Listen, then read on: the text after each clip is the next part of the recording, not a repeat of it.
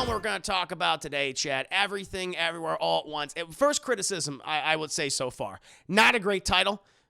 Constantly, my mouth always speaking mumbo jumbo, messing everything up all the time. Very hard to say, and I often forget it, Chad. So point off already for the movie. Not a fan of the title. However, despite that, Chad, I was curious because everyone was hyping up this movie. Everyone's saying it's the best movie of the year. And I'm like, all right. I've been saying that I think Top Gun Maverick is the best movie of the year. Maybe I still maintain that, Chad. Maybe I still believe it absolutely is, right? But listen. I've been curious about this film for quite some time. I saw the trailers for it, and to be honest, I was like, I thought they were okay. I thought they were interesting, but they didn't excite me. They didn't hype me up. I imagine for some other people, perhaps they were. But for myself, I'm like, whatever. We'll see. And then, of course, the movie came to theaters. A lot of people were seeing it in theaters, chat, and all claiming that this is one of the best movies of the year. And I was like, I'll check it out one at the time. And now, chat, it's out of theaters, or it's still in select theaters, chat. It's in a couple, but, it's being pushed out because of, films like Top Gun Maverick, a lot of the summer blockbusters, chat, like Jurassic World Dominion. That's what's happening right now. Oh, Xylon, thank you so much for the raid. Pleasure to have you. And Ace Rock, the Body Rock, don't stop.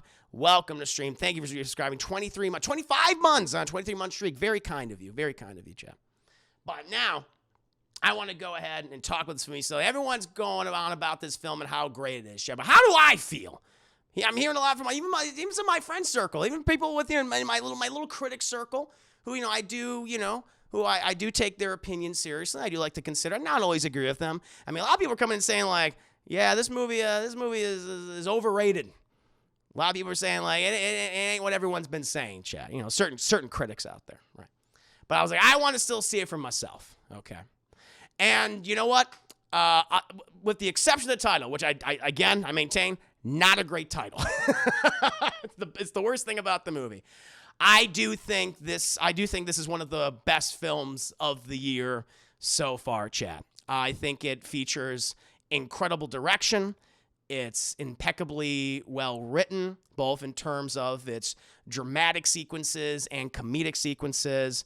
It has a medley, a cornucopia of performances that really stand out, chap. I want to highlight, individual actors. You could say this is very much Michelle Yeoh's movie, but people like James Hahn and Jamie Lee Curtis and Huy Quan, his kind of return to film, chat, does such an amazing job. And also Stephanie Hsu, hope I'm saying her name correctly. Apologies if I'm not. They do an amazing job as well. The fight choreography in this movie is, one, incredibly, how it's performed is great, which you expect with people like Michelle Yeoh.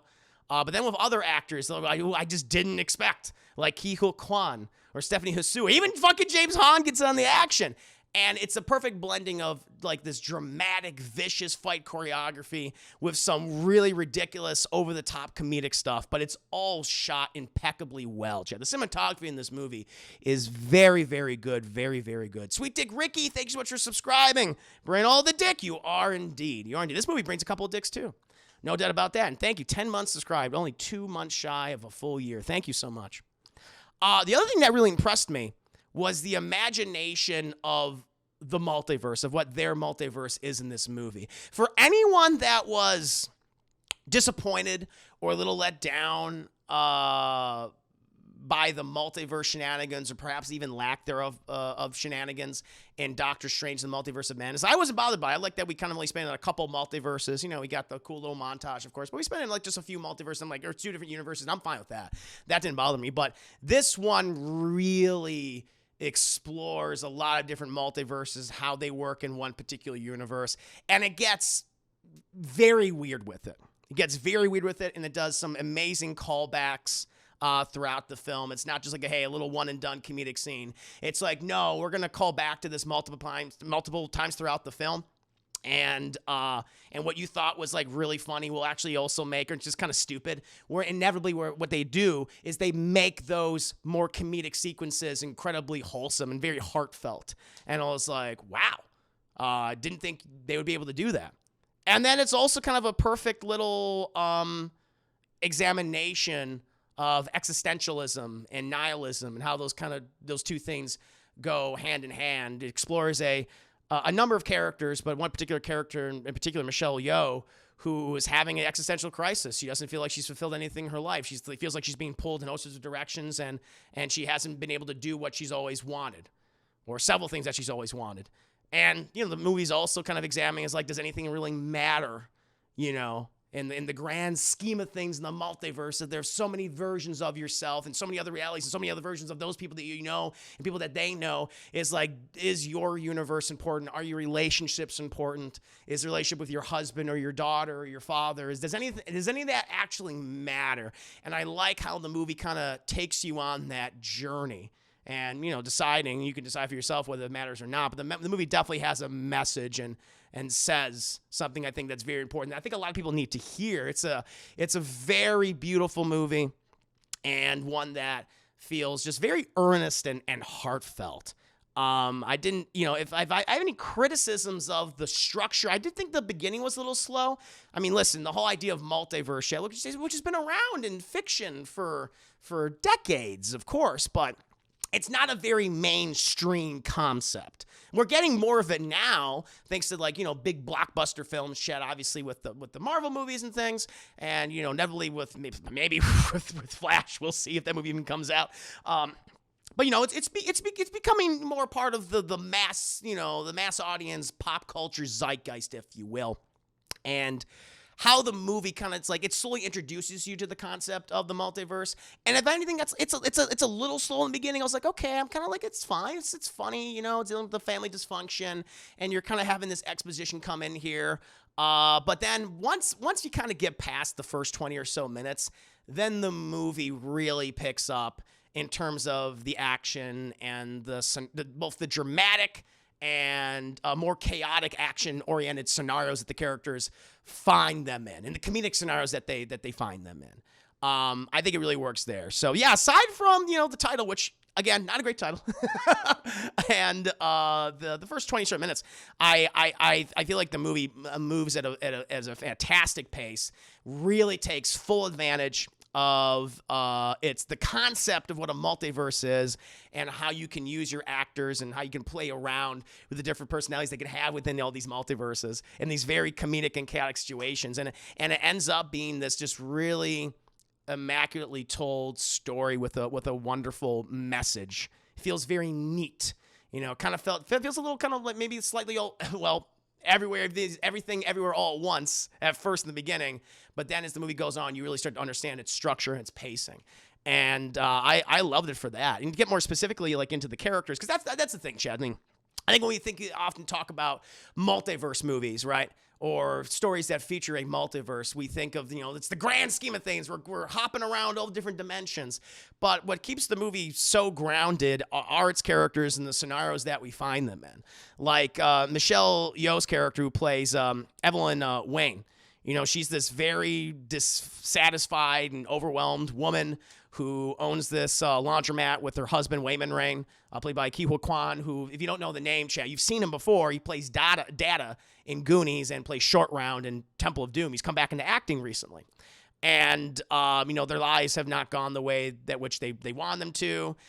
She feels overlooked. She feels like she hasn't been able to accomplish anything in your life. And you really, you can either say someone like this or you are this person.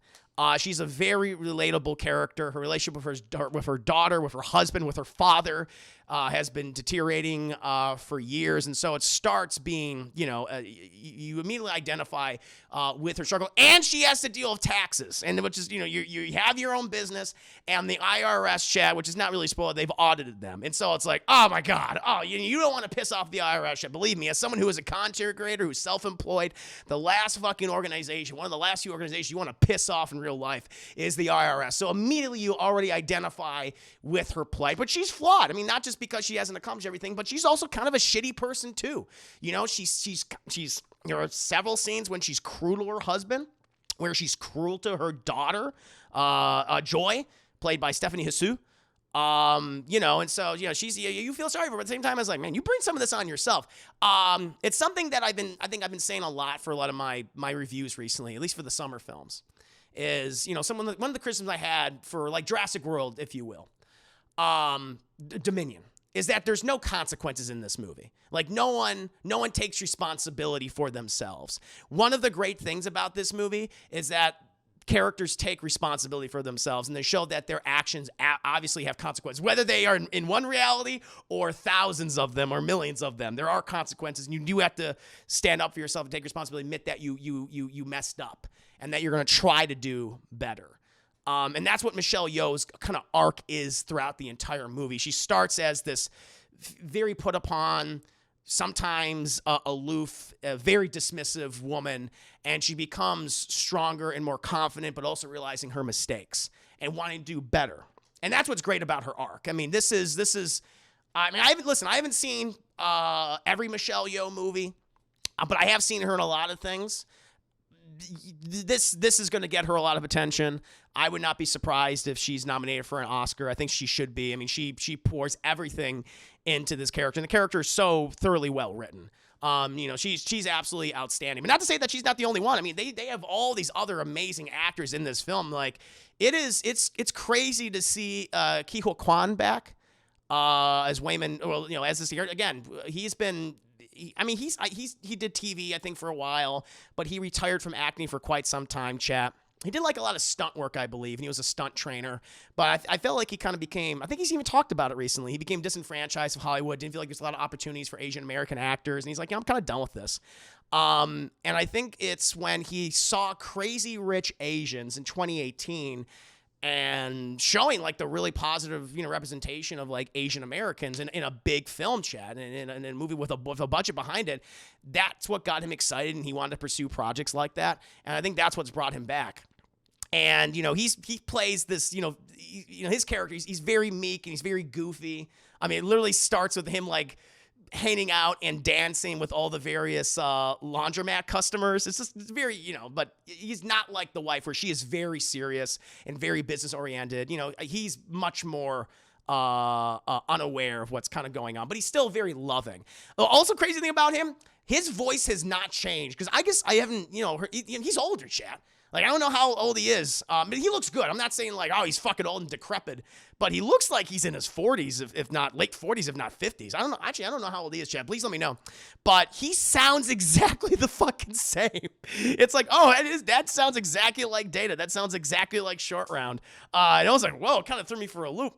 It's a very high-pitched voice, but it worked for his character. And he gets, he gets some really wholesome moments, just like Michelle Yeoh characters does as Evelyn. Some other things, like some very impressive action scenes. I forgot. I guess when I was watching the movie, it's like, oh yeah, he's a fucking stuntman. He knows mixed martial arts, and he does something. I don't even want to say what he uses yet, but he uses a seemingly embarrassing and ordinary piece of clothing, or that we scoff at all the time. He makes it look fucking badass, chat. And he's he's 50. Wow. He looks great. By the way, there's a scene in the movie where he's in a fucking suit looking like James Bond. He looks amazing, chat. He's a good-looking man. Good for Short Round, chat. Amazing comeback, if you will. Amazing comeback. He'll probably get some more attention, too. And then we have two other family members we want to focus on. We have Stephanie Hsu, who I'm not too familiar with as an actress. I don't know what she's been in outside of this film, and she plays Michelle Yeoh and Huy Quan's daughter of Joy. And you know what? I gotta be careful how I talk about this character. I'm gonna talk about her performance more in the spoiler review because she's very important in the film, and there's a lot of crazy stuff surrounding her character, so I don't really want to ruin anything. All I'll say is, she plays a lot of different versions of herself, and it's really unique and really cool. She's great. She gets a lot of scenes with Michelle Yeoh specifically. She's kind of, her and her mother are the heart of the movie, inevitably. And she holds her own, both the comedic elements and the dramatic elements. I really like her. I'll go into more details in a bit with her performance, but she's great. And then we get to the last two, chat, who are very much, they're comedic, but they also get their own wholesome moments. They almost feel like, at first when you're watching them, that's James Hahn and Jamie Lee Curtis. It's like, okay, you're there for the comic relief, but even they give them these really dramatic scenes as well. Like James Hahn, who I love, plays Gong Gong, chat, which is the Chinese term for the maternal grandfather, Gong Gong. He's this stereotypical, very demanding father who's constantly disappointed. Like, he's the kind of thing that even though the daughter cooks for him, like, she'll cook for him, she'll bathe him, chat, she'll wheel him around, get all of his errands done, she'll wipe his ass, and at the end of the day, as she's tucking him, he'll say, "And you ain't shit. You're such a disappointment." And it's James Hahn, who I think is like 92. He's in his 90s, chat, and he looks fucking great. He looks amazing, and he recently just got his star on the Hollywood Walk of Fame, which he should have got fucking decades ago. And you guys know I'm a huge James Hahn fan. I played the villain David Lopan in Big Trouble in Little China, one of my favorite movies of all time. And he's firing all goddamn cylinders, Chad. He is having so much fun. He is in action scenes. It's crazy. Clearly, the thing that you need to do in order to live forever is to never fucking retire. Keep your mind sharp, keep your body sharp, the best of your capacity, chat, because he's moving around constantly. And they have him in a chair, but he's active. He's like really active. I was surprised how much they had him. He's 93. He looks like in his 70s. He looks great. Knock on wood. I hope, however long he's able to live for, I hope he lives to the best of his abilities, chap, and he has an arc. He has an arc too in this where, he represents, the movie kind of showcases him. He represents that old school generation where they're very set in their ways and they're very stubborn and they're not into all this millennial Gen Z shit. They look down on that, right? And it's not really spoiled because it's the opening of the movie, but one of the subplots in the movie is that Michelle Yeoh's character is very concerned to reveal to him that her daughter, his granddaughter of Joy, is gay, and that she's in a relationship with this other character, and she's kind of covering that up, and she feels like her father wouldn't understand, and she doesn't want to also give him more ammunition to use against her. And so that's the other part of this movie. That's kind of what I'm going to wrap it. It's about this kind of generational trauma and how one generation passes down, shit rolls downhill, Chad, and generational shit rolls downhill as well. And so it's almost like because one generation is miserable, then the next one's going to be more miserable, and the next one after that is even more miserable. And it's all in this weird process of trying to appease the generation that came before you. That's kind of what the movie's also about as well. And she's scared about that. And then the daughter of Joy, she too is resentful of that fact. And so that's what sets up a lot of the conflict in this movie. But James Hahn is great. And he's very fucking funny. He's very funny. And then the last person who I really do think that, because I've never seen this person in a role like this before, but Jamie Lee Curtis, who plays this IRS agent, this auditing agent named Deidre. They just have her in this, crazy fat suit, chat. She's not wearing a bra and her tits are just hanging out down her. She's got this gut. You constantly see her belly button. She's like, I've given up. And the only thing that she has in her life, chat, is just, I'm going to make people miserable as an IRS agent. And she plays that. It's a very broad character in the beginning. But despite that, they put her in some crazy, wacky scenarios that you've pretty much never seen Jamie Lee Curtis in. She's the Scream Queen, chat, one of the greatest Scream Queens of all time. Halloween, of course, countless other movies. But this is a very unique role for her. And she gets some of the, in my opinion, along with Michelle Yeoh, but also, I think it just her scene stood out to me because I'm not used to seeing her in this way. She gets some of the best action sequences in this film. They have her moving around, and it's really cool to see her do what she does. I really enjoyed it. It's such a fun role. But actually, I don't know if they, I think Michelle Yeoh and Kwan would probably get the attention for for best acting, but I could see Jamie Lee Curtis scoring a best supporting or something.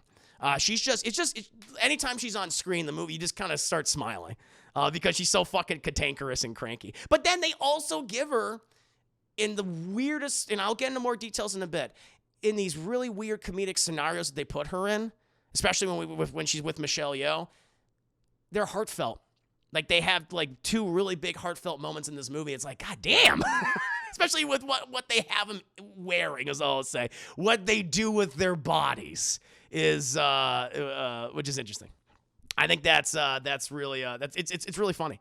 But yeah, when it comes right down to it, Chad, I feel like it's it's going to be one of those truly special movies that takes this kind of big, broad, over-the-top sci-fi concept, but is able to ground it in things that we all go through every day, which is just that generational trauma, but also just how we're so often put upon in our own lives, chat. And we feel like we're not accomplishing everything. But we should look to improve ourselves and look at what we have, and also look at family, and even as difficult as it might be, to find those people that can help us in all sorts of ways, that kind of can raise us up. Because, if you lose all that, then you can potentially become a villain. You can become a supervillain. You could become potentially, as the movie says, and the movie indicates, this movie showcases, you could become a very sad, miserable person. And I like that message. That even the movie says, like, because they examine existentialism and nihilism, and like, well, everything doesn't matter because in this grand scheme of the multiverse is like, well, you are nothing. You're a fucking schmuck. You're a blip. But in the grand scheme of things, that the movie says at the very end is like, no, you're not just a blip. Okay, what you have is truly special and is unique, and you should hold on to that and to be hopeful for the future and what you can experience with your family. You just got to be honest with you got to be honest with yourself. You got to be honest with them, and things can get better. They absolutely can get better. And it's a really good message at the end of the movie. That's just punctuated with great performances and wonderful action sequences and really crazy, cool, comedic sci-fi ideas. So it's a great movie, Chad. And so yeah, other than the title, not a great title, and maybe the first 20 or so minutes is a little, there's a couple pacing issues, but not too bad. Once you get past that first 20, then I think it gets the ball rolling. It's a great movie, Chad. It's a great movie. I would personally give this a high full price. I think this is a very high full price. This is definitely in my top 10, probably my top 5 right now for this year, chat. This has been a good year. It's been a good start to 2022 in terms of films. I mean, yeah, chat, we've gotten some shitty movies like Jurassic World Dominion and Morbius, chat, but then we also have gotten films like Top Gun Maverick and Turning Red and Everything Everywhere All at Once and X and things. I mean, it's good. Cinema is healthy, Chet. Cinema is healthy, and I hope studios can like look at a movie like. Oh, the other thing too, I want to say, the budget. I can tell they use their budget very well. I mean, I know this is probably one of the more. I think this is one of the more expensive A24 films. What, $25 million or something like that? I think it has like a budget of about $25 million. They use their budget extraordinarily well. Like a lot of it kind of seemingly takes place in one location. But they go to different places too. All I'll say is they use their, again, I don't want to get into too much in the spoilers, but they use their sets very well, and they like to change them around, chat, and use them in unique ways. I think it's really cool. So yeah, I really enjoyed this movie. I recommend checking it out. If it's at a theater, you'll probably love it seeing the theater, chat, especially just for the sequences, the action fights, and then the choreography. So if you have the opportunity, do that. But if you're watching on VOD, I think you'll love it equally as much. So yeah, for me, chat, definitely a high full price movie. But what about the rest of you guys? But we're kind of moving to spoilers. What are your overall thoughts on Everything Everywhere All at Once? I am curious.